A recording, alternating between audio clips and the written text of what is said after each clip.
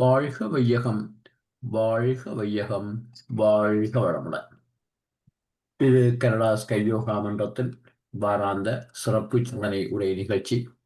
இன்றைய நிகழ்ச்சிக்கு இணையதளம் வாயிலாக வருகை தந்துள்ள அனைத்து வேதாத்திரிய அன்புள்ளங்களையும் வாழ்க வளமுடன் என்று மீண்டும் வாழ்த்தி வணங்குகின்றோம். இன்று எமக்கு சிறப்பு சிந்தனை உரை வழங்க எம்முடன் இணைந்திருப்பது பேராசிரியர், முதுநிலை பேராசிரியர் பழனிசாமி ஐயா அவர்கள். பேராசிரியர் பழனிசாமி ஐயா அவர்களுக்கு இந்த மன்றத்திலே நாம் இனிமேலும் அறிமுகம் என்று வழங்க தேவையில்லை. ஐயா பல தொழிற்சிந்தனைகளை இந்த மன்றத்திலே நிகழ்த்தி வருகின்றார்கள். அந்த வகையிலே ஆன்மா என்ற தலைப்பிலே கடந்த பல மாதங்களாக ஐயாவின் தொடர் சிந்தனை உரை இடம்பெற்று வருகின்றது. இன்று பாகம் 22 ஆன்மாவை பற்றிய அறிவியல் சிந்தனைகள் அடிப்படையாக கொண்டு இந்த சிந்தனை உரை இடம்பெறுகின்றது. இப்பொழுது இன்றைய சிந்தனை உரையை ஆரம்பிக்குமாறு கனடா ஸ்கை யோகா மன்றத்தின் சார்பிலே பேராசிரியர் பழனிசாமி ஐயாவை பணிவன்புடன் வேண்டுகின்றோம். வாழ்க வளமுடன் ஐயா. வாழ்க வளமுடன் ஐயா. வாழ்க வளமுடன். வாழ்க வையகம், வாழ்க வையகம், வாழ்க வளமுடன். குரு வாழ்க, குருவே துணை. சிந்தனையை உடல் நலத்தை சீர் அமைத்து உய்வித்த குருவே வாழ்க, வாழ்க வளமுடன், வாழ்க வளமுடன், வாழ்க வையகம். கனடா ஸ்கை யோகா அறக்கட்டளையை சிறப்பாக நடத்தி வருகின்ற ஆன்மீக அன்புள்ளங்கள், குறிப்பாக பேராசிரியர் முனைவர் சிவசங்கரமையா அவர்கள் மற்றும் இந்த நிகழ்ச்சியை தொடர்ந்து சிறப்பித்து வருகின்ற அன்பர்கள் அனைவருக்கும் அருட்தந்தை வேதாத்ரி மகர்ஷி அவர்கள் சார்பாக வாழ்க வளமுடன் என்ற வாழ்த்துக்களையும் எனது அன்பு கலந்த பணிவான வணக்கத்தையும் சமர்ப்பித்து ஆத்மாவை பற்றிய அறிவியல் சிந்தனையின் 22ஆம் பாகத்தில் மேலும் சில கருத்துக்களை நாம் பகிர்ந்து கொள்ள இருக்கின்றோம். சென்ற வகுப்பிலே ஆத்ம தூய்மைக்கான செயல் திட்டத்தில் 2வது திட்டமாக காயகல்ப பயிற்சியை பற்றிய சில விளக்கங்களை பார்த்தோம். இன்றைக்கு 3வது பயிற்சியாக எளிய முறை குண சீரமைப்பு பயிற்சி, அதாவது அகத்தாய்வு என்று சொல்லக்கூடிய எளிய முறை குண சீரமைப்பு பயிற்சி. குணங்கள் ஒவ்வொரு இடத்திலையும் பல வகையான கோணங்களிலே வெளிப்படுகின்றன. இவற்றிலே நன்று தீது என்று 2 வகையாக பிரிக்கின்றோம். எதன் அடிப்படையில் என்றால், உடலுக்கும் மனதுக்கும் வாழ்வின் வளத்திற்கும் ஏற்படக்கூடிய குறை நிறைகளை மையமாக வைத்து பாவம் புண்ணியம் என்ற ஒரு பிரிவு ஏற்படுத்தப்பட்டிருக்கிறது. இதுல எதெல்லாம் நமக்கு துன்பத்தை தரக்கூடியது என்ற வகையிலே ஆய்ந்து பார்ப்பதுதான் அகத்து ஆய்வு பயிற்சிகள். அதாவது நாள்தோறும் செய்தவற்றை பயனை நீங்கள் நல்லுறக்கம் கொள்ளும் முன்னே கணித்துக் கொள்வீர். மீள்வதில்லை போயினவை எனினும் நீயோ மேம்பட்டாய் அனுபவத்தில் அதுவே லாபம் என்று அகத்தாய் பெற்று 4 வரிகளிலே ஒரு அற்புதமான கவியை தந்திருக்கின்றார் மகர்ஷி அவர்கள். நாள்தோறும் செய்தவற்றை, இதை இந்த செய் என்ற ஒரு சொல் பாருங்க, இது 3 காலத்திற்கும் பொதுவானது. செய்த, செய்கின்ற, செய்ய போகின்ற முக்காலத்திற்கும் பொதுவான ஒரு சொல் அமைப்பு. இப்ப நாள்தோறும் செய்தவற்றை என்றால் செய்து முடித்தவற்றை என்றும் பொருள் கொள்ளலாம். செய்தவற்றை, இதுல நுட்பம் என்ன என்றால், செய்த தவறுகளையே திரும்ப திரும்ப செய்வது. பயிற்சி எடுத்த நாளிலிருந்து எண்ணம் மறைதல், ஆசை சிரமைத்தல், சினம் தவிர்த்தல், கவலை வைத்தல், பாவப்பதிவு, போக்கும் வழிகள் இத்தனையும் படித்து கொண்டும் பேசிக்கொண்டும் கேட்டுக்கொண்டும் இருக்கிறோம். ஆனா இவற்றிலிருந்து நாம் விடுபட்டு விட்டோமா என்ற கேள்வி எழுப்புகின்ற போது, அறியாமல் செய்தது ஒரு காலம், அலட்சியத்தில் செய்தது ஒரு காலம், உணர்ச்சி வயத்தில் செய்தது ஒரு காலம், இப்போ அறிந்தே செய்கின்ற அலட்சியம். அதனால் செய்தவற்றை தெரிந்த பிறகும் திரும்ப திரும்ப செய்கின்ற தவறுகள். நாள்தோறும் செய்தவற்றை பயனை நீங்கள் நல்லுறக்கம் கொள்ளும் முன்னே கணித்துக் கொள்வீர். படுத்த உடனே தூங்குவது ஒரு பாக்கியம். பொதுவாக அது கிட்டுவது இல்லை. இப்ப எதையோ கற்பனைகள், கனவுகள், கடந்த கால மலர் நினைவுகள், இப்படி அந்த நேரத்தை வீணடிக்கின்றோம். இப்ப மகிழ்ச்சி என்ன சொல்றாங்க, இப்போ எதுவுமே வேலை இல்லை அல்லவா, தூக்கம் வரும் வரைக்கும் வேற வேலை கிடையாது. இப்ப நேரம் இல்லைன்னு சொல்றதுக்கு இல்லை. இப்போ இந்த நேரத்தையாவது பயன் கொள்ளுங்கள். இன்றைக்கு நம்ம என்ன செய்தோம், யார் யாரை சந்திக்க நேர்ந்தது, என்னென்ன அனுபவங்களை பெற்றோம், இதுல நன்றி எது, தீது எது, இனிமை தந்தது எது, துன்பம் தந்தது எது என்றெல்லாம் அலசி ஆராய்ந்து பாருங்கள். சரி, இப்போ நடந்தது நடந்து போச்சு, இப்போ அதை பற்றி சிந்திப்பதனால் என்ன மாறப்போகிறது என்ற ஒரு கேள்வி வரும் இல்லையா? மீள்வதில்லை போயினவை, போனது போனதுதான், மறுபடியும் மாத்தியா பண்ண முடியும்? இந்த டைம் கிளாக்னு சொல்லி திருப்பி வச்சுட்டா மறுபடியும் ரீப்ளே பண்ணுவாங்களே, அது மாதிரிலாம் அது திரைப்படத்துக்கு நல்லா இருக்குமே தவிர வாழ்க்கையில் அப்படி சாத்தியமே இல்லை. எனவே மீள்வதில்லை போயினவை. பிறகு என்ன லாபம் என்றால், இந்த ஆராய்ச்சியின் மூலமாக ஒரு பாடத்தை கற்றுக்கொள்கிறோம். எதையெல்லாம் நமக்கு உடலுக்கும் மனதுக்கும் வாழ்வுக்கும் இனிமை தந்ததோ, நன்மை தந்ததோ, இவற்றை என் பழக்கமாக, குணமாக மாற்றிக்கொள்வேன். எவையெல்லாம் முரண்பட்டனவோ, மனதுக்கோ உடலுக்கோ வருத்தத்தை தந்ததுவோ, இவற்றை இனிமேல் நேராமல் காத்துக்கொள்வேன் என்று ஒரு சங்கல்பம்.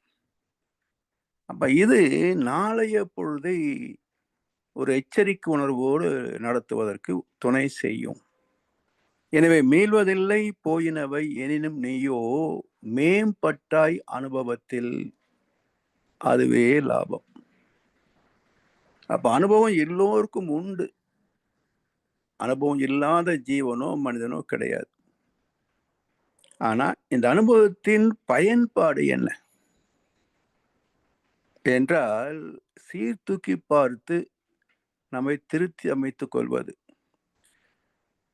கவிஞர் பட்டுக்கோட்டை கல்யாண சுந்தரம் சொல்வார், சிந்தித்து பார்த்து செய்கையை மாத்து, தவறு சிறுசா இருக்கையில் திருத்திக்கோ, தெரிஞ்சும் தெரியாம நடந்திருந்தா அது திரும்பவும் வராம பார்த்துக்கோ. இதுதான் அகத்தாய்வு. இதே கருத்தை கவிஞர் வாலி சொல்லுவார், தவறு என்பது தவறை செய்வது, தப்பு என்பது தெரிந்து செய்வது. தவறு செய்தவன் திருந்த பார்க்கணும், தப்பு செய்தவன் வருந்தி ஆகணும். இது இல்லை என்றால், இந்த ஒரு ஆய்வு மனப்பான்மை, ஒரு திருத்தம் இல்லை என்றால், அவர் நெத்தியடியான 2 வரிகளை சொல்றார். இப்படி திருந்தாத உள்ளங்கள் இருந்தென்ன லாபம், வருந்தாத உருவங்கள் பிறந்தென்ன லாபம். மனிதன் கூட சொல்லல, அது ஒரு ஜடம். எத்தனையோ 82 லட்சம் விலங்கினங்கள் ஜீவராசிகள் இருக்குது. அது போல் இது ஒரு ஜீவன், அவ்வளவுதான். இவனை மனிதன் என்று சொல்வதற்கே இல்லை என்று தீர்ப்பு சொல்லிவிட்டார். வருந்தாத உருவங்கள் பிறந்தன லாபம். அப்ப எது மாற்றம் என்றால், இருந்தாலும் மறைந்தாலும் பேர் சொல்ல வேண்டும். இவன் போல யார் என்று ஊர் சொல்ல வேண்டும். நாமளே சொல்லிட்டு தெரியக்கூடாது, என்ன மாதிரி யோகியம் யாருமே இல்லைன்னு. ஊர் சொல்லணும், இவர் நல்லவருங்க அப்படின்றத சமுதாயம் சொல்லணுமே தவிர, நல்லவன் எனக்கு நானே நல்லவன் சொல்லிட்டு தெரிய முடியுமா? மக்கள் மதிப்பார்களா? இதுதான் அகத்து ஆய்வு. சரி, இப்படி ஆய்வு செய்கின்ற போது அதுக்கு ஒரு இலக்கணத்தை சொல்கிறார் மகர்ஷி அவர்கள். இதெல்லாம் பாவச் செயல்கள் அப்படின்னா, நிறைவு பெறாமல் இருக்கும் ஆசைகளின் கூட்டம், நெஞ்சம் மனம் பேச்சு இவற்றில் பிணக்காகும் பொய்கள், மறைமுகமாய் நேர்முகமாய் பிறர் உளம் வருத்தல், மற்றவையர் சுதந்திரமும் வாழ்வின் வளமும் பறித்தல், நிறைவழிக்கும் பொறாமை சினம் பகை வஞ்சம் காத்தல், நெறி பிறழ்ந்த உணவு உழைப்பு உறக்கம் உடலுறவு, கரைப்படுத்தும் எண்ணம் இவை கருமையம் தன்னை கலங்கப்படுத்திவிடும், கருத்தோடு சீர் செய்வோம். இதுதான் உலகத்திற்கு தேவையான ஒரு பண்பாட்டு கல்வி. இதை புரிந்து கொள்ளாமல், இதிலே திருத்தம் பெறாமல், வெற்றி பெறாமல், எங்க சுத்தி என்ன பூஜை பண்ணினாலும் ஒன்றும் மாறாது. ஒரு மைக்ரோ எம்எம் கூட மாறாது. அதான் காலத்தின் துல்லியமான தீர்ப்பு. அதான் தெய்வ நீதி. எனவே நிறைவு பெறாமல் இருக்கும் ஆசைகளின் கூட்டம். அதாவது ஒற்றை வரியில ஒரு தீர்ப்பு தந்தாரு புத்தர் பெருமான். ஆசைகளே துன்பங்களுக்கெல்லாம் காரணம். எல்லா துன்பத்திற்கும், எல்லா பாவத்திற்கும், எல்லா அதர்மத்திற்கும் எது காரணம் என்றால் பேராசைகளே ஒரே காரணம். ஆசை வராம யாராவது தப்பு செய்வாங்களா? தர்மத்தை முன்னே வைத்து ஆசையை பின்னே வைத்தால் எப்படி தவறு செய்வதற்கான வாய்ப்பு வரும்? ஆனா சமுதாயம் எப்படி வாழ்கிறது? ஆசையை முன்னே வைத்து தர்மத்தை பின்னே வைக்கிறது. பேச்சில தான் தர்மம், செயல்பாட்டில அர்த்தமே இருக்காது. இப்படி எத்தனை பேர் மக்களுக்கு போதனை செய்து கொண்டு தவறுகளை நேர்முகமாகவோ மறைமுகமாகவோ பேசிட்டு இருக்கிறாங்க. அப்போ கேட்டுக்கொண்டே தவறுகளை துணிந்து செய்வதே வாழ்க்கையாக மாறி போனது. யாருக்கு எந்த தர்மம் தெரியாது சொல்லுங்க பாப்போம். கொலைகாரனுக்கு கொலை செய்வது தர்மம்னா நினைப்பான். பாவம்னு தெரியாதா? இல்ல பொய் சொல்பவனுக்கு நம்ம பொய் சொல்றோம்னு தெரியாதா? யாருக்கு எது தெரியாதுங்க. அப்ப தெரிந்து என்ன பயன் சொல்லுங்க? தன்னை அறத்தின் பால் திருத்திக் கொள்ளவில்லை என்றால் தெரிந்தவை அனைத்தும் பயனற்றவை தானே. அதனால ஆசைகளை முதலில் சீர்படுத்தாமல் தர்மத்தை பின்பற்றவே முடியாது. ஆசைக்கும் தர்மத்திற்கும் நேர் எதிர். ஆசை உள்ள மனதில தர்மம் இருக்காது, தர்மம் உள்ள மனசுல ஆசை இருக்காது. எனவே நிறைவு பெறாமல் இருக்கும் ஆசைகளின் கூட்டம், இதுதான் முழு முதற் காரணம். இதன் விளைவு என்ன? இதனுடைய பல்வேறு பரிமாணங்கள் என்ன என்றால், நெஞ்சம் மனம் பேச்சு இடை பிணக்காகும் பொய்கள். பொய் என்பதற்கு என்ன இலக்கணம்? பஞ்சமகா பாவங்களிலே முதல் பாவம் பொய் தானே. அப்ப பொய் என்றால் என்ன இலக்கணம்? சாமி அதுக்கு அழகா சொல்லுவார். மாற்று உரையை பகர்கின்றார். பொய் வேற, மாற்று உரை பகர்கின்றார். மாத்தி பேசுறாங்க, அவ்வளவுதான். எப்படி மாத்தி பேசுறது? பார்த்ததை பார்க்கலன்னு சொல்றது, பார்க்காத பார்த்தேன்னு சொல்றது, இருக்கிறது இல்லைன்னு சாதிக்கிறது, இல்லாத இருக்குன்னு சாதிக்கிறது, சொல்வதை செய்வதில்லை, செய்வதை சொல்வதில்லை, இப்படி வாழ்ந்தா இது என்ன பேருங்க? நெஞ்சம், மனம், பேச்சு, இடை, பிணக்கு ஆகும் பொய்கள். அப்ப பொய் என்பது என்ன என்றால், மனசாட்சி, மனம், சொல், செயல். சொல்லும் செயலும் ஒண்ணு எடுத்துக்கங்க. மனசாட்சி, மனம், சொல்லும் செயலும். இந்த மூன்றிலேயும் ஒரு கோஆர்டினேஷன், ஒரு இணக்கம், இணைப்பு, சுகம் இருக்கணும். அதுக்கு பேர் என்ன சொன்னாங்க? நா அகம் இரீகம். நாக்கு, அகம் பிரம்மாஸ்மி, கருமையம், நெஞ்சம் அல்லது தெய்வீக நீதிமன்றம், இரீகம் மனசு. அப்போ கருமையத்திலிருந்து எழுகின்ற பிரதிபலிக்கின்ற அனுபவங்கள், அது மனம். இது மூளையில மோதி வாய் வழியாக, புலன்கள் வழியாக சொல்லாகவும் செயலாகவும் மலர்ச்சி பெறுகிறது. அப்போ மனசாட்சி எதை நினைக்கிறதோ அதுவே மனம் சுமந்து வர வேண்டும், அதுவே எண்ணமாக, சொல்லாக மலர வேண்டும். இப்படி பேசிட்டோம்னு வச்சுங்களேன், இன்னைக்கு நீதிமன்றங்களே தேவையில்லை. நீதிபதிக்கே இப்படி ஒரு தன்மை வந்துச்சு வச்சுக்கோங்க, அவர் போய் தீர்ப்பு கொடுத்ததெல்லாம் சொல்லிடுவார். நான் காசு வாங்கிட்டு இந்த தீர்ப்பை மாற்றி சொன்னேன் அப்படின்னு அவரே சொல்லிடுவார். கவிஞர் வாலி ரொம்ப அழகா ஒரு பாட்டு சொன்னார்.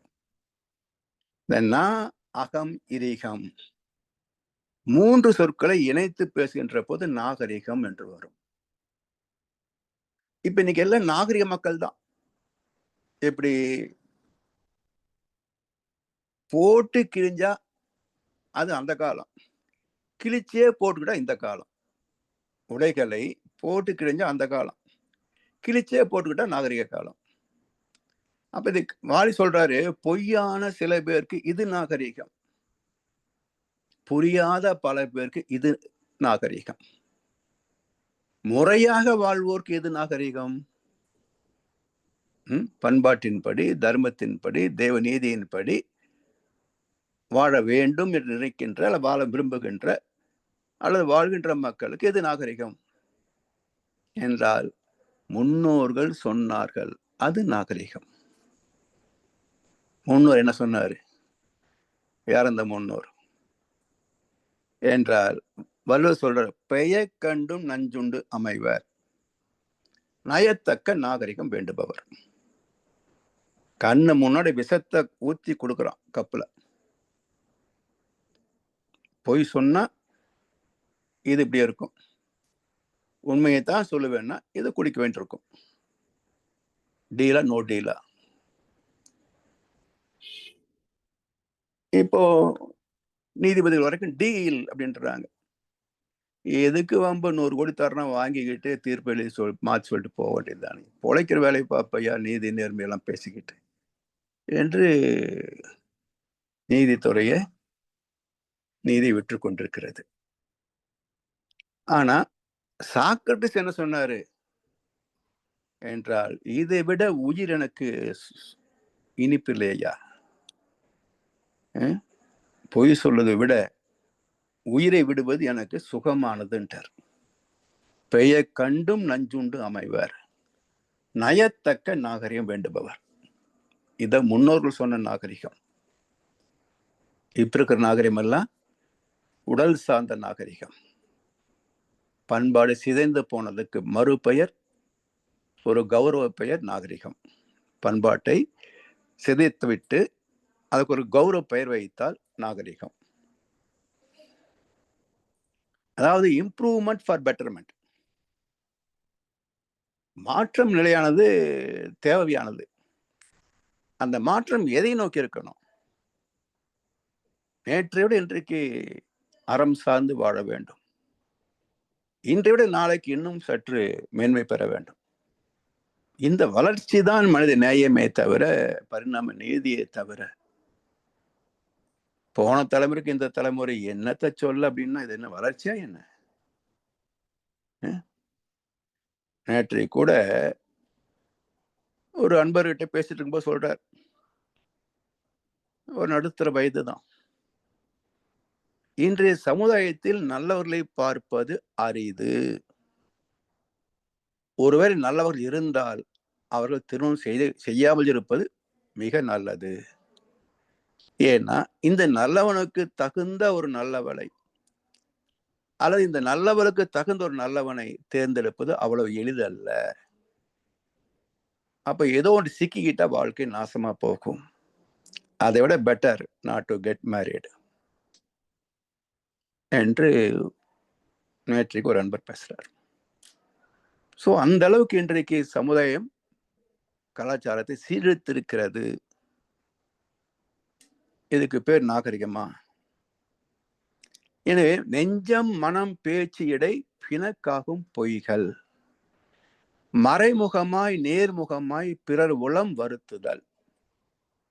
நேரடியாக மறைமுகமாக மற்ற உள்ளத்தை வருத்துகின்ற ஒரு செயல். அதாவது எங்கேயோ இருக்கிறாங்க. இப்போ சைபர் கிரைம்ஸ் எடுத்துக்கங்களேன், எங்கேயோ இருக்கிறான். ஏதோ ஒரு செய்தி வருது, என்னன்னு பார்த்துடலாமே அப்படின்னு நினைச்சா பேங்க் பேலன்ஸ் பூரா பேஸ். இப்போ எங்கேயோ இருந்துட்டு ஒருவனுக்கு மன வருத்தத்தை தருகிறான். அவனா இவன் அவன் தெரியாது. அப்ப மறைமுகமாய் துன்பம் தருகின்ற ஒன்று உலகம் எங்கிலும் இன்னைக்கு எய்த்து பிழைப்பதையே ஒரு தொழிலாக கொண்டுள்ள ஒரு கூட்டம், ஒரு நாடு கூட இருக்கு. ஏதோ ஒரு நாடு சொன்னாங்க, அங்க பெரிய பெரிய நிறுவனங்களே இப்படி ஏமாத்துறதே தொழிலாக கொண்டு செய்துட்டு இருக்கிறாங்க என்ற ஒரு செய்தி நான் பார்த்தேன். இந்த கம்ப்யூட்டர் நிறுவனம் இருக்கு இல்லையா, அது போல ஒரு நிறுவனம் அங்கங்கே மக்கள் வைத்திருக்கின்ற பணத்தை சுரண்டுவதையே ஒரு தொழிலாக வைத்திருக்கின்ற நிறுவனம் இருக்குது அப்படின்ற ஒரு செய்தியை பார்த்தேன். இப்படி மறைமுகமாய் நேர்முகமாய் பிறர் உளம் வருத்துதல், மற்ற உயிர் சுதந்திரமும் வாழ்வின் வளமும் பறித்தல். மற்ற உயிர்னா ஏதோ ஞாயிற்றுக்கிழமை கொண்டு தின்னாங்க, அது ஒரு பக்கம் இருக்கட்டும். மனிதனையே கொல்லவில்லை என்றாலும் அவனுடைய அனைத்தையும் சுரண்டி கொழுக்கின்ற மக்கள் இருக்கிறாங்களா இல்லையா? இன்றைய கூட ஆப்பிரிக்கா ஏதோ கோரோவாயின்னு ஒரு இடம் இருக்கு, அங்க அந்த காட்டுவாசிகள் நரமாமிசத்தை சாப்பிடுறாங்க என்ற ஒரு செய்தி இருக்கு. மற்ற உலகின் பகுதிகள் எல்லாம் கொன்று தின்னவில்லை என்றாலும் உழைப்பை கொன்று தின்கிறாங்களா இல்லையா? தகுதிக்கு தகுந்த வேலை இல்லை, உழைப்புக்கு தகுந்த ஊதியம் இல்லை. இதுக்கு என்ன பேரு? என்ன பேர் சொல்லுங்க? அதாவது உயிரை செலவு செய்துதான் வேலை செய்யறோம் இல்லையா? உயிர் சக்தி செலவு இல்லாம ஒரு காரியம் செய்ய முடியுமா? அப்ப உயிர் சக்தி செலவு செய்து உற்பத்தியையோ ஒரு சேவையோ செய்த ஒரு உழைப்பாளிக்கு குறைந்த ஊதியத்தை கொடுத்தால் அப்ப மிகுதி உயிரை கொண்டதாகத்தானே அர்த்தம். அப்போ இது ஒரு வகை ஸ்லோ பாய்சன், ஒரு வகை ஸ்லோ பாய்சன், கொஞ்சம் கொஞ்சமா கொள்றது. ஒரு அடி கொண்டுட்டா அது கொலைன்னு பேரு, கொஞ்சம் கொஞ்சமா கொன்னா அதுக்கு நிர்வாக திறமைன்னு பேர் இல்லையா? Killing others benefits is called administrative skill. அடுத்தது மன வருத்தம், கணக்கே கிடையாது. ஒவ்வொரு நாளும் எத்தனை எண்ணங்கள், எத்தனை சொற்கள், எத்தனை வசவுகள், யார் மனம் என்ன புண்படும் என்று நினைச்சா பேசுறாங்க. இப்போ இதெல்லாம் என்ன ஆகும்? திருப்பி பேசவில்லை என்றாலும் அவருடைய மன வருத்தம் சாபமாக மாறும் இல்லையா? எனவே மறைமுகமாய் நேர்முகமாய் பிறர் உளம் வருத்துதல், மற்ற உயிர் சுதந்திரமும் வாழ்வின் வளமும் பறித்தல். நிறைவழிக்கும் பொறாமை, சினம், பகை, வஞ்சம் காத்தல். ஒரு மனிதனுடைய மனதில் எப்போ நிம்மதி மகிழ்ச்சி கெட்டு போகுது அப்படின்னு பாருங்களேன்.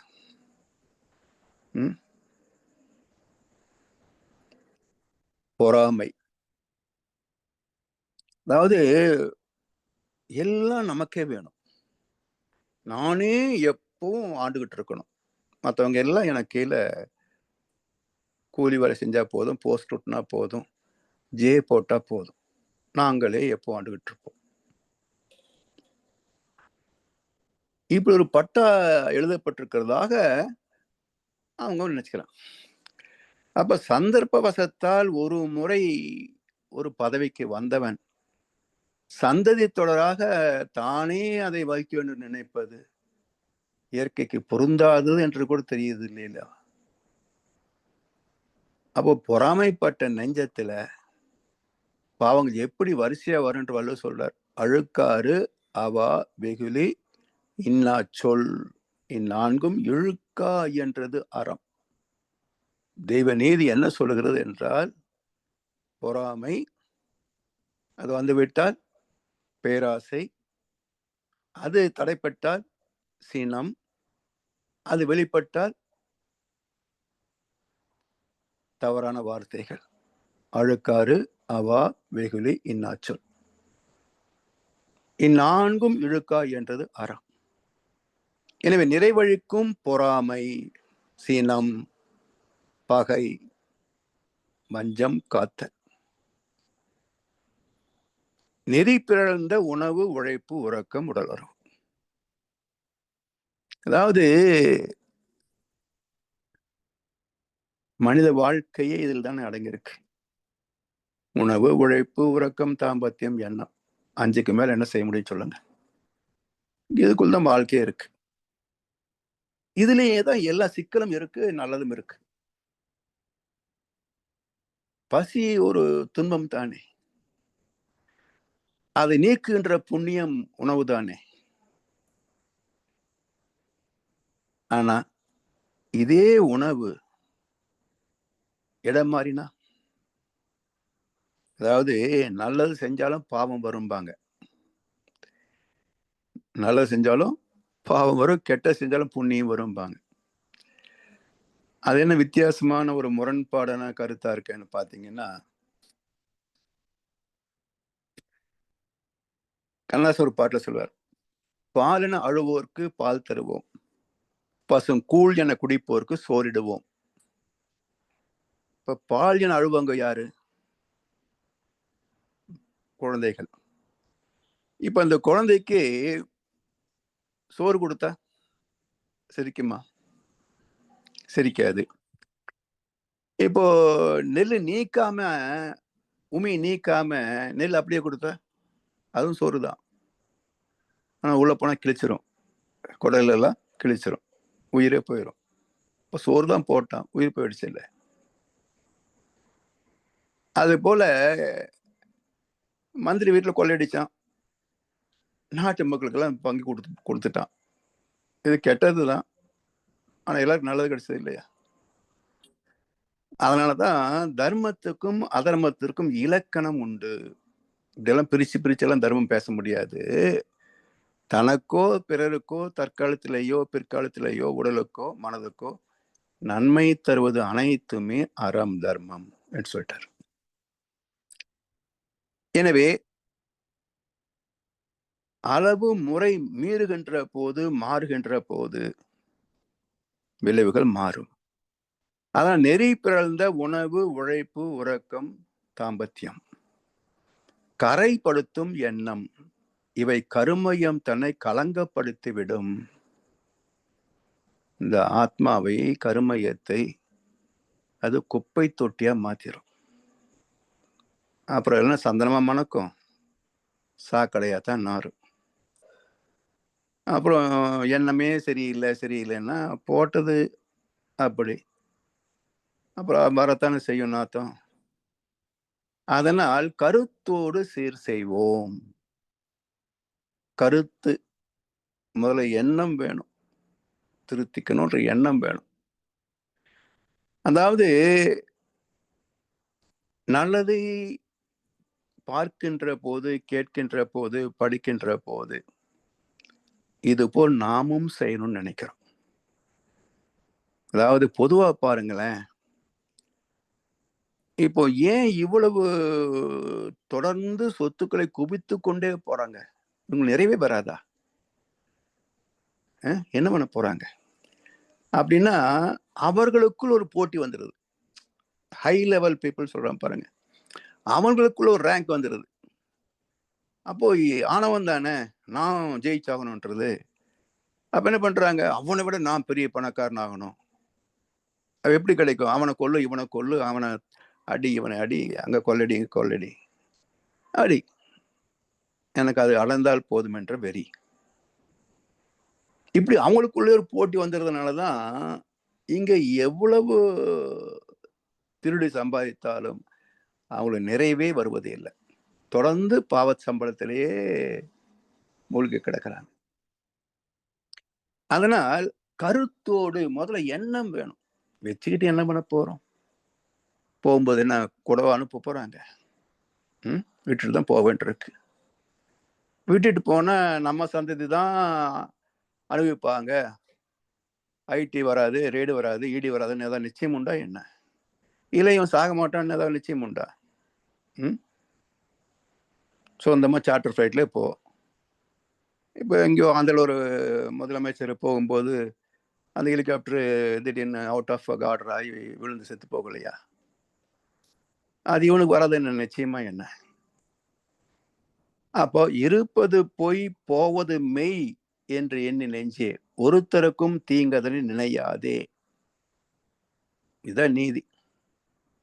அதனால் கருத்தோடு சீர், சீர் என்றாலே தெய்வ நீதி என்ற அர்த்தம், இயற்கை சட்டம் என்ற அர்த்தம்.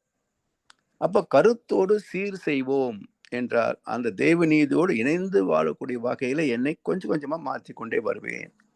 அதுக்கு பேர் தான் அகத்து ஆய்வு. இப்படி சம்பாதிப்பதிலே தர்மமும் செலவு செய்வதிலே சிக்கனமும் இணைந்த ஒரு அற வாழ்க்கை, அதுதான் ஆத்ம தூய்மைக்கான வழி. இதையெல்லாம் இயற்கையின் ஒழுங்கமைப்பை புரிந்து கொள்ளாத அல்லது போதனை செய்யாத ஒரு குறைபாடு. பிறக்கும் போதே தெரிஞ்சுக்கிட்டா பிறக்கிறோம், இல்லை அம்மா அப்பாலாம் தேர்ந்து தெளிந்த பிறகா பெற்றாங்க அப்படியே கருவிலேயே திருவுடைய குழந்தையாக பிறக்கிறதுக்கு. எல்லாம் திருவாத்தம் பெற்ற திருவாத்தங்க தானே. அப்ப யார் சொல்லி தருவது? அவங்களும் திருவாத்தம் இருக்காங்க. இந்த பொறுப்பை ஏற்றுக்கொண்டவர்களும் அவங்களும் அரைவேக்காடுகள். அப்ப யார் தான் சொல்லிக் கொடுப்பாங்க என்றால் இந்த உலகத்தில் 99.5% யாருமே இல்லை. ஏதோ நம்மை மாதிரி ஒரு சில பேர் தான் தர்ம நியாயம் பேசி திரிகிறோம். இதை மனம் கொண்டு கேட்டால் தானே.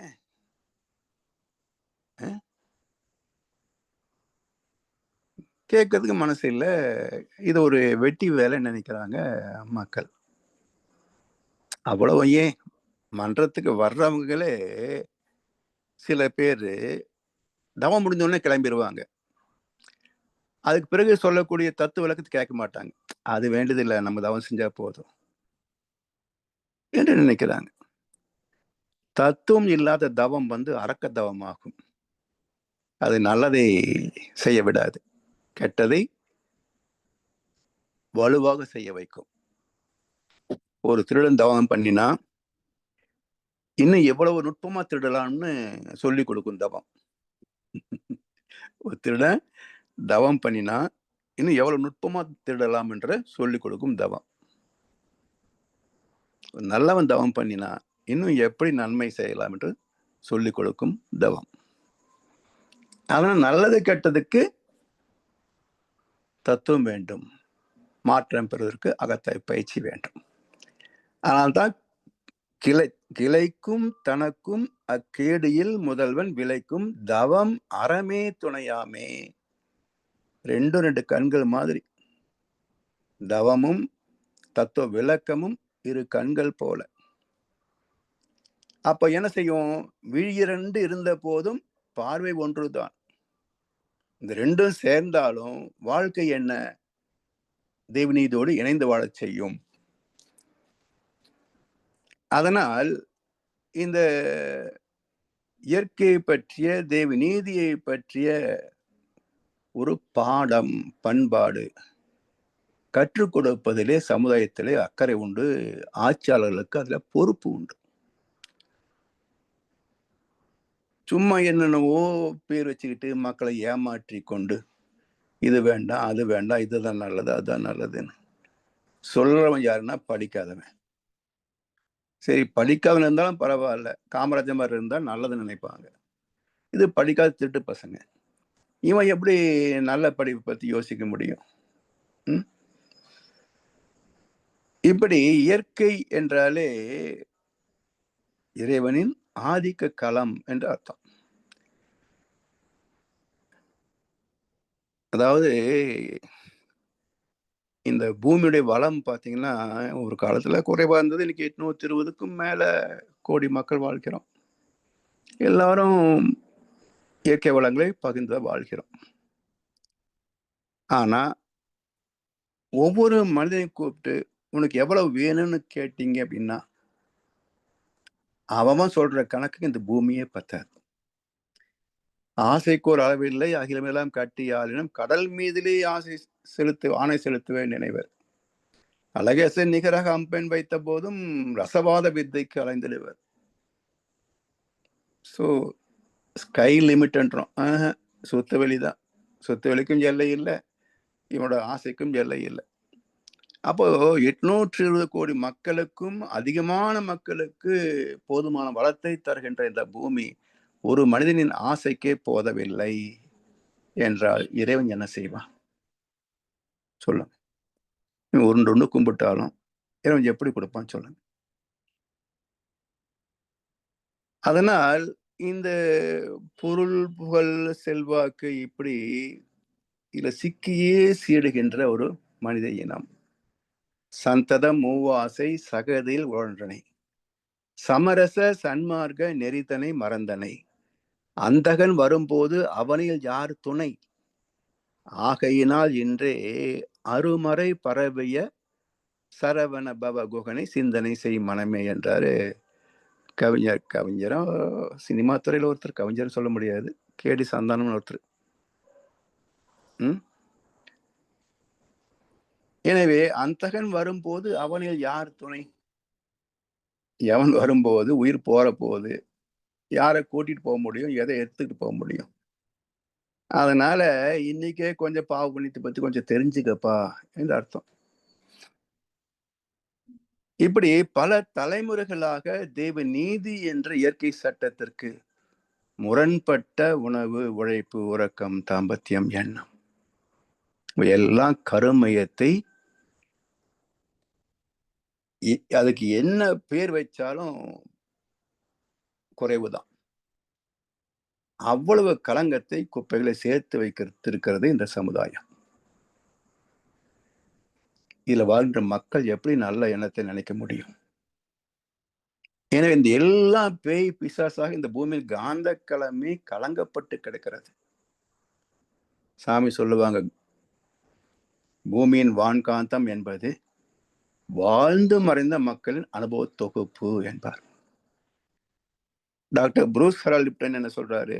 அது சும்மா இருந்தா பரவாயில்ல, அதுவே ஒரு மனிதனுடைய எண்ணத்திற்கு அடிப்படைங்கிறார்.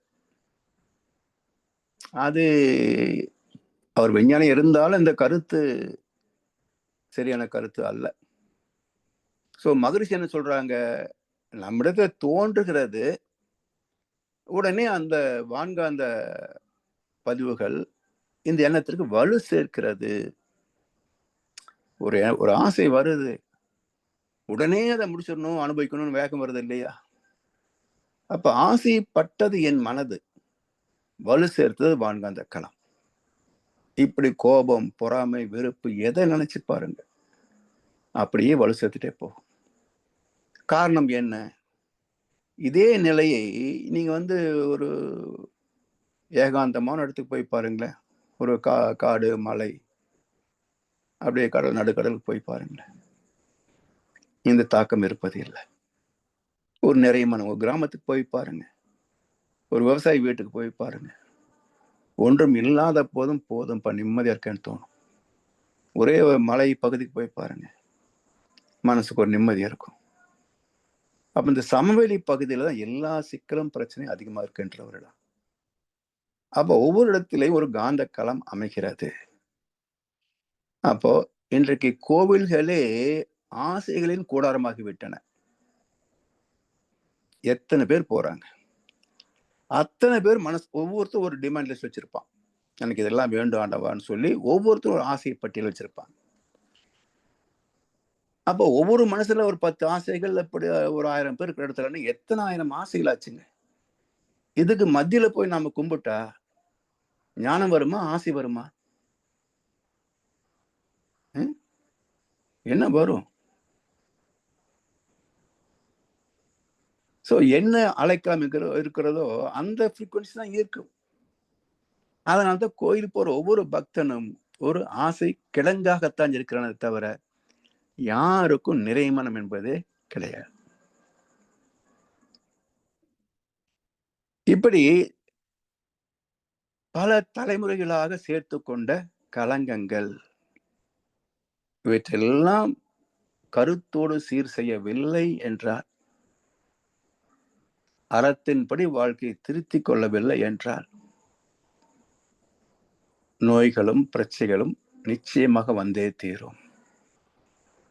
எத்தனை வகை பிரச்சனை நமக்கு தினசரி கேள்விப்படுறோம், படிக்கிறோம். You deserve for that. நீ செஞ்ச பாவம். இப்ப எல்லாம் இவர்களை பார்த்தா ஒரு அனுதாபம் கூட வரமாட்டேன்றது. அதாவது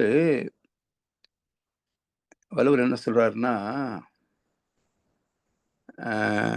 என்ன குறள் அது?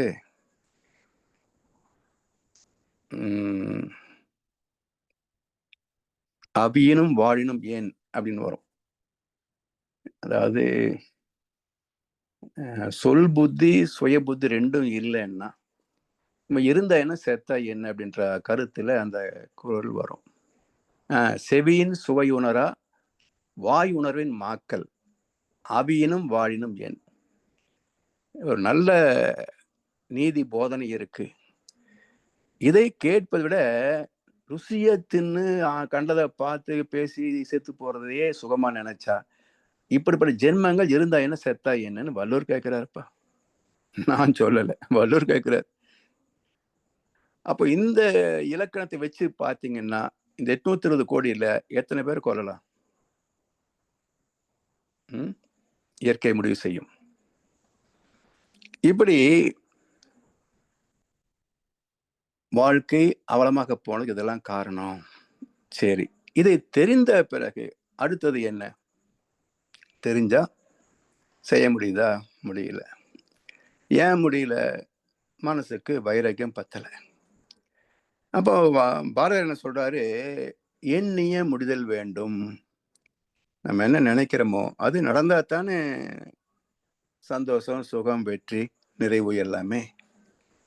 சரி, அப்போ நினைச்சது நடக்கணும்னு சொன்னா நீ என்ன மாதிரி நினைக்கணும்? நல்லவே எண்ணல் வேண்டும். அதுதாங்க நான் நினைக்கிறேன். எனக்கு நல்லது, என் பசங்களுக்கு நல்லது, என் பேர குழந்தைகளுக்கு நல்லது, என் கொள்ளு பேர குழந்தைகளுக்கு நல்லது, அவனுடைய கொள்ளு பேர குழந்தைக்கு நல்லது, நல்லது தாங்க நான் நினைக்கிறேன். அப்புறம் இது நல்லது இல்லப்பா, இது சுயநலம்னு பேர், அதுக்கு நல்லதுன்னு பேர் இல்லை. அப்புறம் நல்லது நினைக்கிறதுக்கு ஒரு தகுதி இருக்குதுன்ட்டார். நல்லதை நினைப்பதற்கே ஒரு தகுதி வேணும். இப்போ என்ன சொல்லுவாங்க, இந்த சாத்தான் வேதம் ஓதுகிறதும்பாங்கல்ல. இப்ப சாத்தான் நல்லது பேச முடியுமா? சாத்தான் வேதம் ஓத முடியுமா? அது வேதம் ஓத என்ன வேதமா இருக்கும்? அதர்வன வேதமா தான் இருக்கும். பில்லி சூனியம் வச்சு அவனை கவுக்கல, எவனை ஏமாத்தலான்னு தானே இருக்கும். அப்போ தெளிந்த எண்ணிய முடிதல் வேண்டும், நல்லவை எண்ணல் வேண்டும், திண்ணிய நெஞ்சம் வேண்டும். உறுதியான வைராகியமிக்க மனசு வேணும். அது எங்க கிடைக்கும்? தெளிந்த நல் அறிவு வேண்டும். அப்போ அறிவு இருக்கு எல்லார்ட்டையும், ஆனால் அது தெளிந்ததாக இல்லை, நல்லதாக இல்லை. அதனை தெளிந்தது நல்லது என்றால், இப்போ இந்த உலகத்தை பத்தி பேசாம இருக்க முடியல, பேசியும் போர் அடிக்குது. சரி சொல்லிடுறேன். இந்த ஒவ்வொரு கட்சியும் ஐடி இவங்க வச்சிருக்காங்க, யாருமே கேட்க மாட்டேன்றாங்க. எந்த ஊடகமோ பொதுமக்களோ கேட்க மாட்டேன்றாங்க. ஒரு கட்சிக்கு எதுக்கு ஐடி விங்கு? ஐடி விங்னா என்னங்க? கம்ப்யூட்டர் வச்சுட்டு அவங்களுடைய பெருமைகள் எல்லாம் பீத்திக்க வேண்டியது ஐடி விங். இது எதுக்கு உங்களுக்கு ஐடி விங்? நீங்க செய்யறதை பத்தி ஊடகம் பேச போறாங்க, உனக்கு எதுக்கு ஐயா ஐடி விங்கு? அப்ப இவனை பத்தி இவன் பெருமை பேச வேண்டியது, அது கூட பரவாயில்ல. அடுத்தவனை எல்லாம் திவேஷம் பண்ண வேண்டியது. அதே மாதிரி ஒவ்வொருத்தரும் பண்ணினா இதெல்லாம் கேட்குறாங்க மீடியால. இப்ப மக்களுக்கு என்ன மிச்சம்? தெளிவு மிச்சமா, குழப்பம் மிச்சமா? குழப்பம் தான் மிச்சம். இந்த குழப்பவாதிக்கு ஓட்டு போட போனா யாருக்கு ஓட்டு போட போறாங்க? அவ்வளவுதான். அப்ப தெளிவாக இருக்க வேண்டும். அறிவு இருந்தால் மட்டும் போதாது, அது குழப்பம் இல்லாமல் தெளிவாக இருக்க வேண்டும். அப்ப தெளிவுபடுத்த வேண்டிய கடமை யாருது?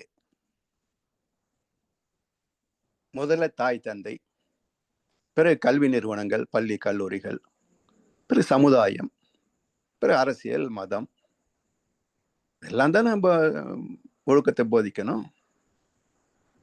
எல்லாருமே திருடுக்கு மத்தியில ஒரு குழந்தை இருந்தா அது திருடனா தானே மாறும். எனவே தெளிந்த நல்ல அறிவு வேண்டும். நல்ல என்றால் தேவநீதியை மதித்து வாழ்கின்ற உண்மையான பக்தி வேண்டும். உண்மையான பக்தி வேண்டும். அதான் தெளிந்த நல் அறிவு. அந்த தெளிந்த நல்ல அறிவிலே மன உறுதி இருக்கும். அந்த மன உறுதி தனக்கும் பிறருக்கும் தற்காலத்திற்கும் பிற்காலத்திற்கும் உடலுக்கும் மனதுக்கும் நல்லதையே நினைக்கும். அது எல்லாமே செயலாகும். அதுக்கே காலம் வேணும்ன்றது. இப்ப மகரிஷி மாதிரி வாழ்ந்தாங்க, நல்ல எண்ணத்தை வான்காந்தத்துல பரப்பினாங்க. ஆனா ஒரு நூற்றாண்டாகும் சொல்லிட்டு போயிருக்காரு மகரிஷி. அப்ப நல்லவை நினைத்தாலும் கூட அது நடைமுறை சாத்தியமாவதற்கு காலம், ப்ராசஸிங் டைம், அதுக்கு ஒரு காலத்தை எடுத்துக்கொள்கிறது. எடுத்தேன் கவுத்தன் எதையும் செய்ய முடியாது. எல்லாவற்றுக்கும் ஒரு காலம் உண்டு. அப்படி இந்த மனதை உறுதிப்படுத்தக்கூடிய வேண்டிய வேண்டியதால் செய் தவம் என்று முயலப்படும். நினைச்சது நடக்கணும்னு சொன்னா அது தெளிவா இருக்கணும், எல்லோருக்கும் நலம் தரத்தக்கதாக இருக்கணும் இழக்கிறதுக்கு பிறகு இந்த எண்ணத்தோடு தவம் செய். எனக்கு மட்டுமே தவம் செஞ்சா அது அரக்க தவமாகும். எல்லோரும் என்பருற்றிருக்க நினைப்பதே அல்லாமல் வேறொன்றும் அறியன் பராபரமே என்ற கோணத்தில் தவம் செய்தால் இயற்கை ரகசியங்கள் நம்முடைய மனதுக்கு எட்டும். வாழ்க்கை நிலையாமை புரியும், ஒழுக்கம் வரும். அப்படி இந்த தவத்தை செய்வதற்கே தகுதி என்ன? குணசீரமைப்பு. சரி, இப்ப எதை முதல்ல செய்வது? தவம் செய்து குணத்தை மாற்றுவதா, குணத்தை மாற்றிய பிறகு தவம் செய்வதா? ஒரு காலம் வரைக்கும் தவம் தீட்சை கொடுப்பதற்கே ஒரு தகுதி வேணும்ன்றாங்க. இங்க பகவத்கீதையில ஒரு சீடனுக்குரிய பண்புகள் என்ன என்ற ஒரு கேள்வி வருகின்ற போது என்ன சொல்றாங்க? தத்துவத்தின் மீது நம்பிக்கை இல்லாதவனுக்கு போதிக்காதே. தத்துவத்தை புரிந்து கொள்ளக்கூடிய பக்குவம் இல்லாதவனுக்கு போதிக்காதே, பணிந்து கேட்காதவனுக்கு போதிக்காதே. பக்குவம் வந்துச்சுன்னு எப்படி கண்டுபிடிப்பீங்க? தத்துவத்தை கேட்கக்கூடிய பக்குவம் இவருக்கு வந்துருச்சு அப்படின்றத எப்படி கேட்பீங்க? இன்னைக்கு ஒரு நீதிபதி அருமையான கமெண்ட் கொடுத்திருக்கிறார். இந்த புதுசா கட்சி ஆரம்பித்த ஒரு தலைவருக்கு தலைமை பண்பு இல்லை அப்படின்னு. தலைமை பண்புன்னு என்ன டெபினிஷன் ஐயா? நீதிபதி அவர்களே, தலைமை பண்புக்கு என்ன டெபினிஷன்? சட்டத்தில் அப்படி ஏதாவது இருக்கா? இல்லை உங்களுக்காக தெரியுமா தலைமை பண்புன்னு என்னன்னு? அதை விளக்கி சொல்லியிருந்தீங்கன்னா தீர்ப்பு கொஞ்சம் தெளிவாக இருந்திருக்கும் இல்லை?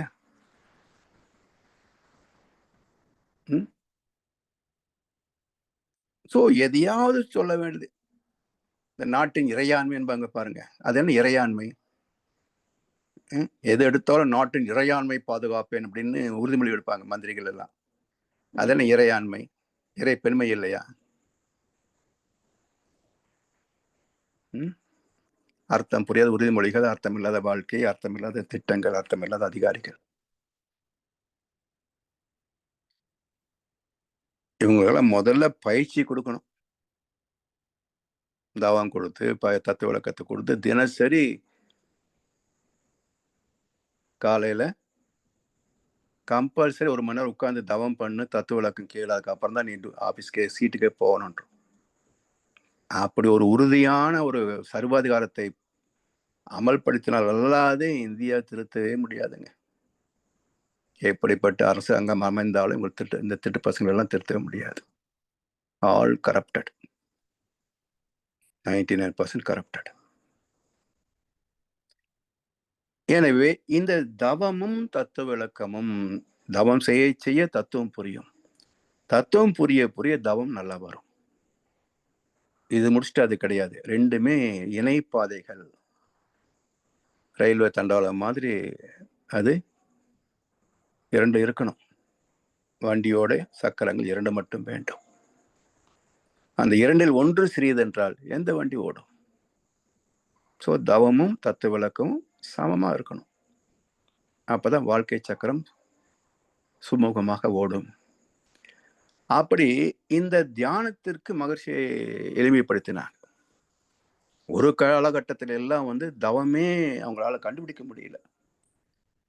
மூச்சை பிடிச்சுக்கிட்டு மந்திரத்தை சொல்லிக்கிட்டு படாத பாடுபட்டாங்க. பிராணாயாமம், அப்புறம் சித்தர்கள் வந்த பிறகு குண்டலினி சக்தின்னு கண்டுபிடிச்சாங்க.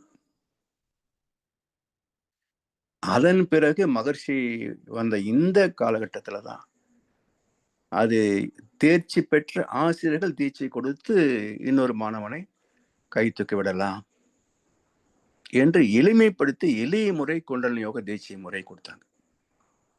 ஸோ இந்த ஒரு கருணைக்கு இந்த உலகம் வேதத்திரி மகர்ஷி அவர்களுக்கு கடன் பட்டிருக்கிறது. அவர் வரலன்னா நம்ம எல்லாம் எங்கே தவம் பண்ண போறோம்? எங்கே இந்த பக்தி மார்க்கத்திலிருந்து தெளிவு பெற போறோம்? சொல்லுங்க. நாமளும் கூட சேர்ந்துட்டு கோவிந்தா போட்டு தான் இருக்கோம். கோயிலுக்கு போறது வேற, வெட்டி செலவு பண்றது வேற. இந்த வெட்டி செலவு பண்ணாம இருக்குமில்ல. அப்போ இதுக்கான காரணம் யாரு? தெளிவை தந்த குரு அவர்கள். எப்படி கொடுத்தாங்க? எளிய முறை குண்டலினி யோக தீட்சை, உடற்பயிற்சி, அப்புறம் தீட்சை, அதுக்கப்புறம் கொஞ்ச நாள் கழிச்சு தானே துரியம், அதன் பிறகுதான் அகத்தாய்வு ஆரம்பமாகுது. அப்ப உச்சியிலே மனதை சிந்திக்கின்ற மேல் மூளை, அந்த துரிதீட்சை கொடுத்த பிறகுதான் அகத்தாய்வு பயிற்சிகள். அப்போ துரிதவம் செய்து அகத்தாய்வு பயிற்சிகளை இணைத்து செய்கின்ற போதுதான் அந்த 2 சக்கர பயணம் தொடங்குகிறது. தவமும் தற்சோதனையும் இணைந்த ஒரு வாழ்க்கை துவங்குகிறது. சரி, இப்ப தவம் என்பது ஏதோ ஒரு புதிய என்ன சொல்வது, ஏதோ பிரம்ம வித்தை மாதிரி இருக்கு. ஆனா எளிமையாக பார்க்கிற போது மகர்ஷி வரப்போது ஒரு கவியை சொன்னாங்க. கல்லும் மரமும் மௌன நிலையில் நின்று கடமை தவறாது பயனாகும் போது, இதுதான் தவம்.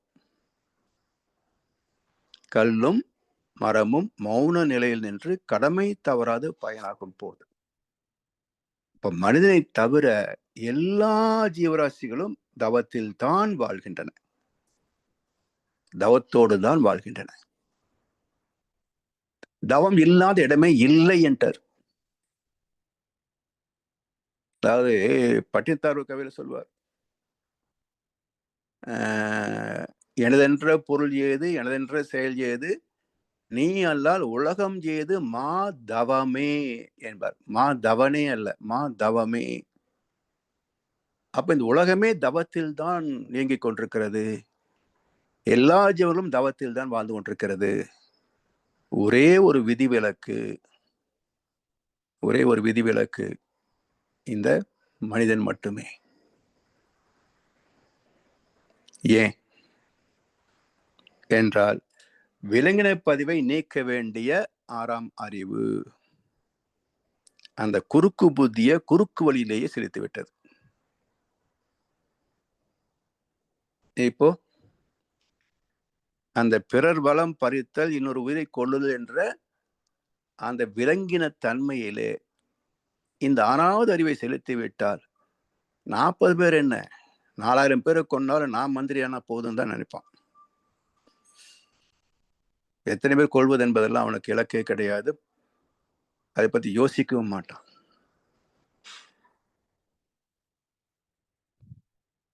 எனவே இதெல்லாம் புரிந்து இதுவரைக்கும் வாழ்ந்த விலங்கு வாழ்க்கையிலிருந்து திருத்தி அமைப்பது. ஏன் அவ்வளவு எளிதில் தவம் அமைவதில்லை? அதாவது அவர் சித்தர் சொன்னார், படமெடுத்து ஆடுகின்ற பாம்பை அடைக்க விடலாம், பாய்ந்து வரும் புலியை பிடித்து பாலை கறந்து விடலாம், மதம் கொண்ட யானையும் அடக்கி விடலாம், சும்மா இருந்து சுகம் காண்பது அரிதுன்னு. ஏன்னா இந்த மனசு போல ஒரு குரங்க நீங்க உலகத்துல எங்கேயுமே பார்க்க முடியாது. இந்த மனசு போல ஒரு குரங்க எங்கேயுமே பார்க்க முடியாது. மனசு என்பது என்ன? எல்லாம் அனுபவ தொகுப்பு. எத்தனை கோடி ஒண்ணு மேல ஒண்ணுன்னு எத்தனை அமுக்கி கிடக்கு தெரியுங்களா? ஒரு எண்ணத்தை எடுத்தீங்கன்னா அது மேல 1000 கோடிக்கணக்கான எண்ணங்கள் அமுங்கி கிடக்கும். ஒரு ஆசைன்னு எடுத்தீங்கன்னா அந்த ஆசைக்கு மேல பல கோடி ஆசைகள் அமைஞ்சு கிடக்கும். ஒவ்வொரு தலைமுறையிலும் நினைச்சதெல்லாம் அந்த ஆசைகள் எல்லாம் அது மேல அமுக்கி கிடக்கும். இதெல்லாம் சேர்ந்து ஆத்மாவை, நம்முடைய அறிவை போட்டு அமுக்கி வச்சிட்டு இருக்குது. இதுலேருந்து எப்படி ரிலீஸ் ஆக முடியும்? குற்ற உயிரை, கொலை உயிரை இருக்குன்னா செத்துட்டான்னு தெரியாம இருக்கும் இந்த அறிவு. மனம் என்ற கோவில் திறக்கின்ற நேரம் அழைக்காமல் அங்கே தெய்வம் வந்து சேரும் என்ற கண்ணதாசனோ வாழியோ அந்த பாட்டுல வரும். அப்ப மனக்கதவு எப்படி திறக்கும்? யார் திறக்கிறது? தட்டுங்கள் திறக்கப்படும். யாருக்காக தட்டுறது? எனவே தவம் என்பது ஏதோ புதிய செய்தி அல்ல, இயற்கை நீதியே தவம் தான். அதை மறந்துட்டோம், வாடி மாதிரி எங்கேயோ ரொம்ப தூரம் வந்துட்டோம். மறுபடியும் அந்த பாதையை பிடிக்கிற போது இத்தனை கழிக்க வேண்டியிருக்க, இத்தையும் தாண்டினாத்தானே எங்கே பாதையை மாறியதோ அந்த இடத்துக்கு போக முடியும். ரொம்ப தூரம் வந்துட்டோம். நம்ம சில சமயங்கள்ல தலை மாறி போயிட்டோம். ஐயோ இவ்வளவு தூரம் வந்துட்டீங்களா, இன்னும் 10 கிலோமீட்டர் திரும்பி வந்துட்டீங்க. அப்ப என்ன சார், வண்டி திருப்பு, மறுபடியும் ஒரு 10 கிலோமீட்டர் அந்த போகும் ரிவர்ஸ்ல. அப்படி ஆத்மாவை திருப்பி ரிவர்ஸ் கியர்ல போக முடியுமா? அப்ப எத்தனையோ மைல் தாண்டி வந்துட்டோம். திரும்பவும் மனம் திரும்புங்கள், எல்லா பதிவுடையும் கடந்து தாண்டி எண்ணமற்ற நிலைக்கு போவதுன்னு அவ்வளவு லேசான காரியமா? உனக்கு ஞானம் வந்துருச்சா, உனக்கு ஞானம் வந்துருச்சான்னா அது என்ன அவ்வளவு எடுத்து கொடுக்க விஷயமா, இல்ல காசு போட்டு வாங்குற விஷயமா, இல்ல ஆளுக்கு ஒரு ஸ்பூன் ஊத்தினா ஞானம் வந்துருமா, இல்ல எல்லாரும் கொண்டு போய் போதி மரத்துக்கு உட்கார வச்சா ஞானம் வந்துருமா? இல்ல, அவ்வளவு எளிது அல்ல, அவ்வளவு எளிது அல்ல. அதனால் தவம் தவம் என்றால் என்ன என்று புரிந்து கொள்வதற்கே முதல் ஒரு விளக்கம் தேவை. பிறகு மகர்ஷி தந்த தவ முறைகள், அதை பற்றி அடுத்த அமர்வில் சிந்திப்போம் என்று சொல்லி வாய்ப்பளித்த அனைவருக்கும் நன்றி பாராட்டி இன்றைய உரையை நிறைவு செய்கின்றோம். வாழ்க வளமுடன், வாழ்க வளமுடன், வாழ்க வையகம். வாழ்க வளமுடன் ஐயா, மிக்க நன்றிகள். வாழ்க வளமுடன் ஐயா. அகத்தாய்வு பற்றிய தெளிவான விளக்கம் சிறப்பாக இருந்தது ஐயா. அன்பர்களுடைய கேள்வி பதில் பகுதிக்கு செல்வோம். ஐயாவிடம் உங்கள் கேள்விகளை கேட்க விரும்புபவர்கள், கருத்துக்களை பரிமாற விரும்புபவர்கள் இப்பொழுது கைகளை உயர்த்தி கேட்கலாம்.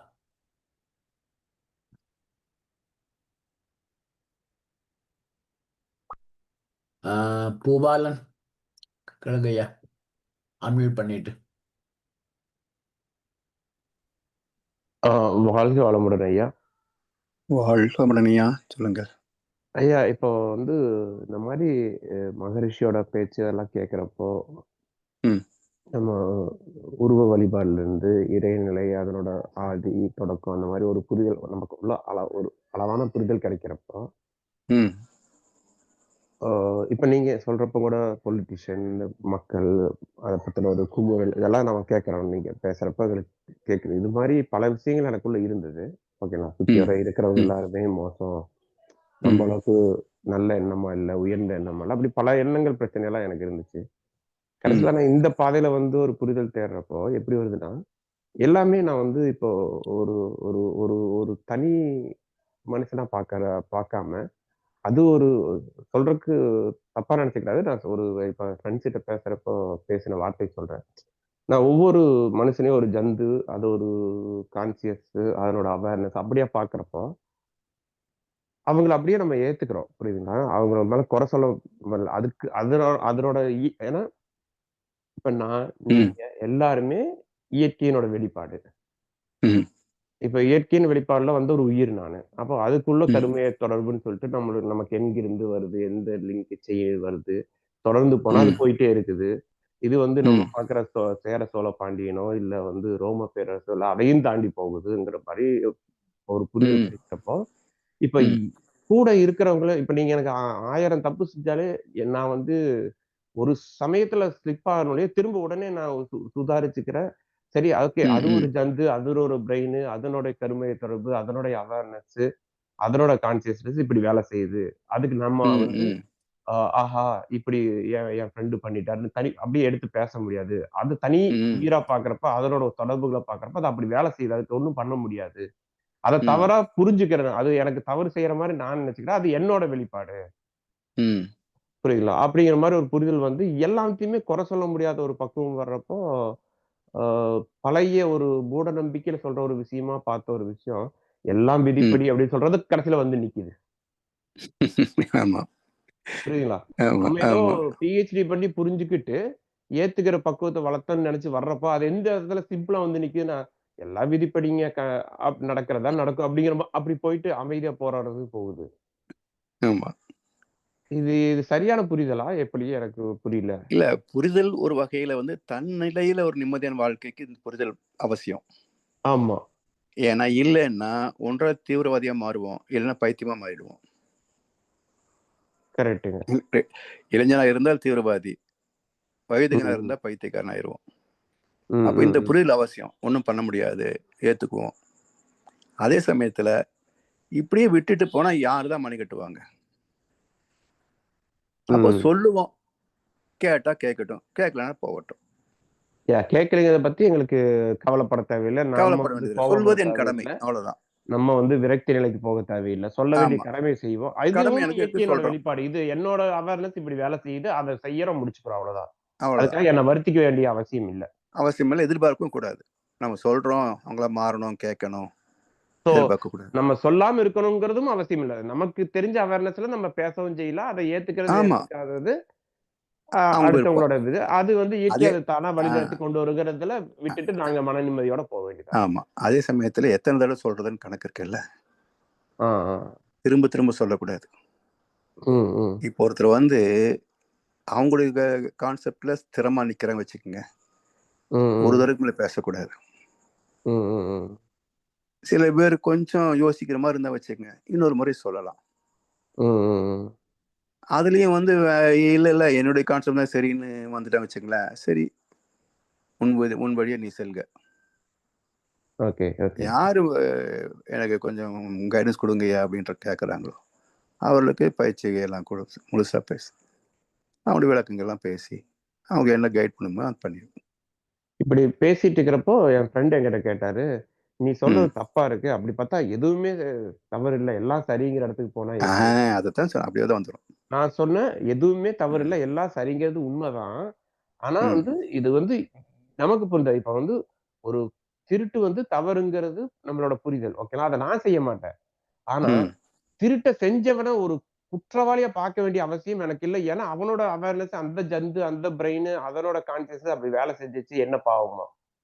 ஓகேங்களா? அதுக்கு ஒரு படிப்படியை கொடுப்போம், அவ்வளவுதான். முயற்சி தான் பண்ண முடியும் இல்லையா? அதை வந்து ஒரு தீண்டத்தகாதவனா தள்ளி வைக்க வேண்டிய அவசியம் இல்லாம போகுது அந்த குற்றவாளி கூட, அப்படின்னு நான் அவர்கிட்ட சொன்னேன் நானு. இல்ல இந்த இடத்துல அவனை குற்றவாளி பார்க்காம நீங்க பக்கத்து வச்சுக்க பிக் பேட் அடிச்சிருவானே. இல்ல அவனுக்கு தண்டனை இருக்கு, அந்த குற்றவாளியை பார்க்கறது. அதாவது அவன் செயலுக்கு ஓகே, இப்போ குற்றத்துக்கு தண்டனை அதோட அது முடிஞ்சது. அவன் கரெக்ட். அப்படியே இப்போ ஒதுக்க திருடனை தேவையில்லை. வந்து நம்ம பேதம் பார்க்காம பக்கத்துல உட்காந்து வச்சுக்கோங்க, அவன் பிக் பேட் அடிச்சிருவான், நம்ம ஒதுங்கி போய்க்கணும், அவ்வளவுதான். அப்போ அவனை குறை பிறப்புக்கும் பேசிட்டு எல்லா இருக்க உயிரும் தேவையில்லை, அவ்வளவுதான். அவனை வந்து ஒரு குறை பேசிட்டு இருந்து நம்மளோட டைம் வேஸ்ட் பண்ண தேவையில்லை, ஒதுங்கி போய்க்க வேண்டியது. குறை பேசி பிரயோஜனமே கிடையாதுங்க. அதான் ஏன்னா மாற்றம் ஒண்ணுமே வரப்போறதுல பேசுறதுனால ஏன்னா ஒரு அவேர்னஸ். அவ்வளவுதான். இந்த சமுதாயத்துக்கு ஒரு மாற்றம் வரணும்னா சரி, இதெல்லாம் குறைகள் சொன்னா தானே திருத்தி உக முடியும். எல்லாம் நான் வந்து பர்ஃபெக்ட் அப்படின்னு சொன்னா மாற்றத்துக்கு இடமே இல்லை. எங்கிட்ட தான் குறை இருக்கு போல, என்ன குறை அப்படின்னு தேடினா தான் கரும்புள்ளிகள் தெரியும் இல்லைங்களா? சரி சரி. அப்போ இப்ப பல பேர் என்னன்னு கேட்டீங்கன்னா, நான் என்ன மாதிரி யோக உலகத்துல கிடையாதுன்றான். இப்ப அவன் என்ன அவனுக்கு என்ன சொன்னா அவன் திருத்திக்க முடியுமா? முடியாது, திருத்தவே மாட்டான். ஏன்னா வந்து தன்னை வந்து 100% யோகி நினைக்கிறானே. ஆமா. அப்ப முதலில் குற்றங்களை ஏற்றுக்கொள்கின்ற பக்கம் வேணும். தன் தவறுகளை முதல்ல இது என்னோட தவறு அப்படின்னு ஏத்துக்கிறது ஒரு பக்கம் வேணும். பிறகு தவறாகவே திருத்துவதற்கு முயற்சி வரும். தவறை இல்லைன்னு முடிவெடுத்த பிறகு திருத்தத்துக்கு அங்க இடமே கிடையாது, கதவை முடியாச்சுன்னு அர்த்தம். Okay okay. So keep your mind open. எப்போ நம்ம வந்து யாராவது நம்ம பத்தி விமர்சனம் செய்தாலும் கூட அந்த விமர்சனத்தை யோசிச்சு பார்க்குறோம், அவர் சொல்லக்கூடிய குறை எங்கிட்ட இருக்கா, இருந்ததுன்னா நான் திருத்திக்கணும். இல்லையா அலட்சியப்படுத்த அவருக்கு தெரியல, ஏதோ சொல்லிட்டார், அலட்சியப்படுத்துறோம். ஓகே, அதான். ஸோ யார் சொன்னா கேட்க வேண்டியது இல்லை, எனக்கு என்ன தெரியும் அப்படின்னு போனோம்னா மாற்ற முடியாது. ஏன்னா நம்ம கோணத்தில் தெரியாதது இன்னொரு கோணத்தில் தெரியும் அவருக்கு. அப்போ யாரும் விமர்சனம் பண்ற போது அது நம்மகிட்ட இருக்கான்னு நம்ம முதல்ல கிராஸ் செக் பண்ணணும். இருந்ததுன்னா திருத்திக்கணும், இல்லைன்னா அலட்சியப்படுத்துரு. இந்த புரிதல் இல்லாதப்போ ஒரு 2 பேத்துக்குள்ள பிரச்சனை வருதுன்னா, இந்த 2 தான் சரின்னு நினைச்சிட்டு இருக்காங்க. ஆனா இந்த புரிதல் வந்தப்பதான் சரி நான் சரிதான், அவனும் சரின்னு தான் நினைப்பான், அவன் ஏன் நினைக்கிறான்னு தெரிஞ்சுக்கோங்கிற இடத்துக்கு நகர்றப்ப பிரச்சனை முடிஞ்சிடும். ஆமா, அது அடுத்துடைய கோணத்திலும் யோசிக்கணும். குறை சொல்வதற்கு முன்பாக அவன் என்ன சூழ்நிலை செய்தான் அப்படின்னு பார்த்தா குறை செய்வதற்கான இருக்கும். ஓகே, நன்றி. அதான் ஒட்டுவது பார்த்தீங்கன்னா சமுதாயத்துடைய குறைபாடு நிறைய இருக்கு. ஆனா சாமி சொல்லுவாங்க, குற்றவாளி பாவி என்று யாரும் இல்லை உலகிலே, குறைகளுக்கு காரணமும் பழைய சமுதாயம். அப்படி விட்ட முடியுமா? கட்டிடவும் புதிய கல்வி, கருத்துணர்த்தி மேயாம், கருத்துழைத்து மேலாம், கத்துக் கொடுக்கணும். ஸோ அதில் ரெண்டுமே ஒரு ஸ்ட்ரகிள் தான். நாம் வந்து ஆசிரியர்கள் சேவை செய்ய வர்ற போது நம்மையும் விட்டுருக்க முடியாது, மற்றவங்களும் விட முடியாது. ரெண்டுக்கு மத்தியில் ஒரு நடுப்பாதை வகுத்து அதில் சில சமயங்களில் ஈகோ இல்லாமல் சொல்லணும், ஒருதல் மேலே சொல்லக்கூடாது. ஈகோ இருந்தால் திரும்ப நான் சொல்றது கரெக்டுன்னு ஆர்கியூ பண்ணுவாங்க. இதெல்லாம் விடணும். அதாவது ஆன்மீகத்தை பேசுவதும் போதனை செய்வதும் அவ்வளோ எளிதல்ல. எளிதல்ல, ஃபாலோ பண்றது ரொம்ப எளிதில்லையா? ஆமா, ரெண்டு கத்தி என்ன சொல்லுவாங்க, ரெண்டு பக்கமும் கூர் முனைய உள்ள கத்தின்ற மாதிரி வந்து எந்தக்கு பிடிக்கிறது, எப்படி பிடிச்சாலும் கத்தி கை அறுத்துரும். அது மாதிரி நம்மையும் திருத்திக்கணும், சமுதாயத்துக்கும் வழிகாட்டணுன்ற போது இது அப்படிப்பட்ட ஒரு அற்புதம், ஒரு என்ன சொல்றது, கிரிட்டிக்கலான ஒரு ஜாப் இது. Okay, thank you. வாழ்க வளமுடன். வாழ்க வளமுடன். நன்றிகள் ஐயா. வாழ்க வளமுடன் ஐயா. வேறு நண்பர்கள் யாராவது கேள்விகள்?